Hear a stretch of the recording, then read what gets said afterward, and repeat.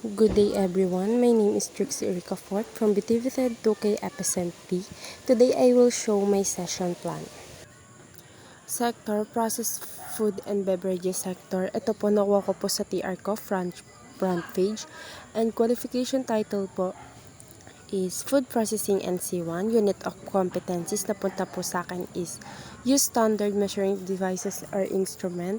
And module title ko po, doon ko din po sa kinuha sa Unit of Competencies ko, pero nilagay ko po is Using Standard Measuring Devices and Instrument po.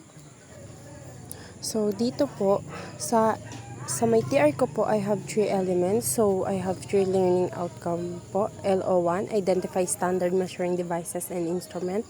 LO2, Review the procedure in using standard measuring devices and instrument. LO3, Follow procedure of using measuring devices and instrument. So, yung learning outcomes ko po is nakuha ko sa may TR ko po, which is yung 3 elements po. Letter A, Introduction. This unit covers skills and attitude required to use standard measuring devices, instrument in the workplace. So, yung introduction ko po is nakuha ko sa unit of descriptor, kinap and paste ko lang po. So, proceed na po tayo sa may LO1 ko, Identify Standard Measuring Devices and Instrument. We have 7 parts. First, learning content, methods, presentation, practice, feedback, sources, and time po. So, learning content, standard measuring devices and instrument. Nakuha ko siya sa may TR ko sa performance criteria. Kinuha ko dun yung naka-highlights. Then, sa methods, nilagay ko lecture, modular activity, presentation. Yung presentation, nilagay ko viewing PPT presentation while listening to the discussion about standard measuring devices and instrument. So, lahat ng methods ko, nilagyan ko siya sa presentation kasi kailangan connected siya sa methods. Then, yung practice, answer self-check 2.1-1.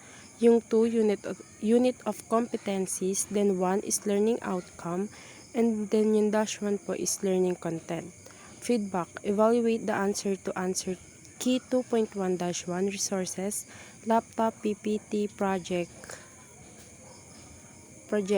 rather. Then, sa time po, nilagay ko 40 minutes. Sa may TR, may naka-attach sa may topic ko, I have 4 hours.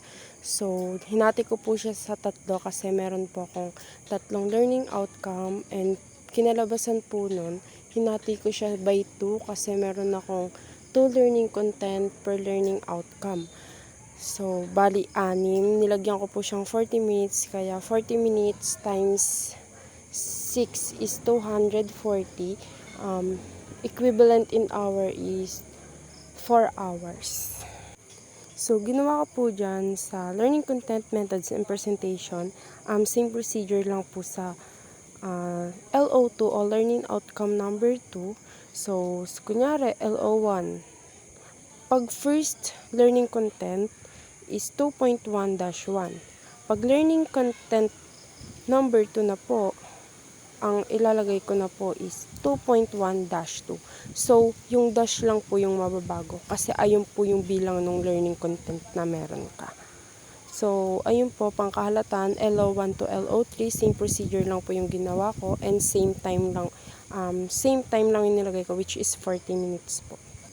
So, yan lang po yung nilagay ko sa assessment plan ko. Written test, performance test, and demonstration.